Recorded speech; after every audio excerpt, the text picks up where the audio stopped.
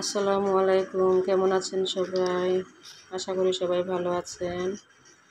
আজকে আমি কাপড় কাটিং করব। আমার বাসায় মেহমান ছিল, মেহমান থাকার কারণে আমি সেলাই করতে পারিনি। আমার অর্ডারি কাপড় অনেক জমা হয়ে গেছে, তো আজকে আমি সব কাপড় নিয়ে বসছি। আমাকে সবগুলা কাটিং করে নিব, তারপরে আমি সেলাই করব। প্রথমে আমি একটা সালোয়ার কাটবো। আজকে আপনাদেরকে আমি খুব সহজ নিয়মে একটা সালোয়ার কাটিং দেখাবো। প্রথমে আমি ঝুল নিচ্ছি 37 ইঞ্চি, তারপরে হাই নিচ্ছি 14 ইঞ্চি, তারপর পায়জামার নিচের মুহুরিটা নিচ্ছি আমি 6 ইঞ্চি, 2 ইঞ্চি বেশি নিচ্ছি সেলাইয়ের জন্য।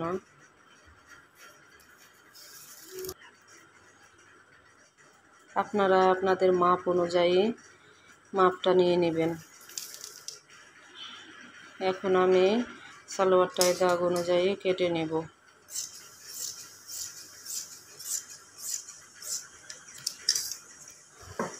প্রতিটা মেয়ের স্বাবলম্বী হওয়া দরকার, কোনো কিছু একটা করা দরকার। তো আমি সেলাই কাজ একটু করি, বাইরের একটু অর্ডারি কাজ নেই। আমি সালোয়ারটা কেটে নিচ্ছি।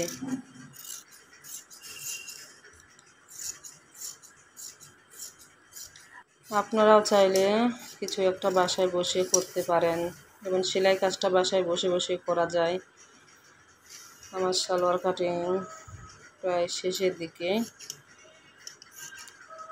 আপনারা চেষ্টা করলেই পারবেন। স্কিপ না করে ফুল ভিডিওটা দেখবেন প্লিজ। সবাই আমার পাশে থাকবেন, আমার ভিডিওগুলো দেখবেন। আমার ভিডিওতে কেউ যদি নতুন হয়ে থাকেন সবাই লাইক সাবস্ক্রাইব করে আমার পাশে থাকবেন প্লিজ।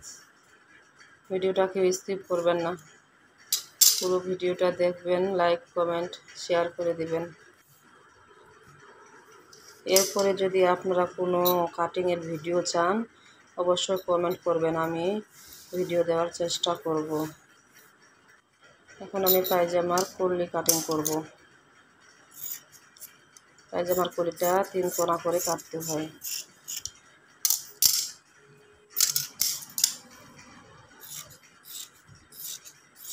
আমার পায়জামার কলি কাটা হয়ে গেল। পায়জামার কলিটা এরকম করে 3 কোণা করে কাটতে হয়।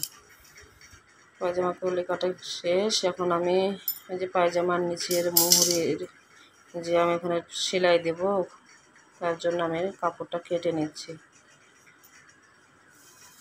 চিকন করে 1 ইঞ্চির মতো কাপড়টা আমি কেটে নিচ্ছি।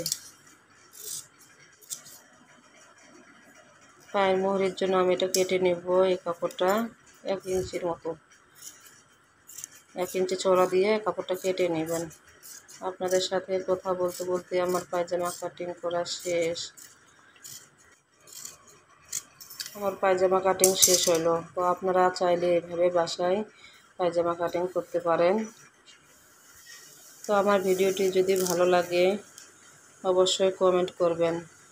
আরও নতুন নতুন ভিডিও পেতে আমার চ্যানেলটি সাবস্ক্রাইব করে রাখবেন।